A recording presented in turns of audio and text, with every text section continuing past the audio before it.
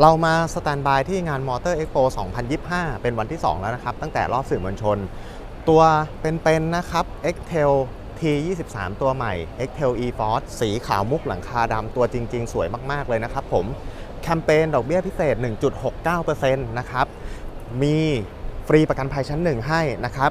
ลูกค้าเก่านิสสันได้รับส่วนลดพิเศษ 20,000 บาทลูกค้าเก่านิสสันที่ใช้นิสสัน X-Trail อยู่ได้รับโปรแกรมฟรีค่าบำรุงรักษาต่อเนื่อง 5 ปีนะครับและที่สำคัญชุดแต่งพิเศษในงานเมื่อจองที่นี่นะครับผมโอนจองมาก็ได้นะเพราะเราสแตนบายอยู่ในงานมอเตอร์โชว์ชุดแต่งรอบคันมีรอบคันหน้ารถท้ายรถบันไดข้างนะครับรวมทั้งหมด 6 ชิ้นในราคา 39,900 บาทราคาพิเศษเฉพาะที่นี่เท่านั้นนะครับผมออนไลน์เหมือนเดิมครับชอยเอราวัณมอเตอร์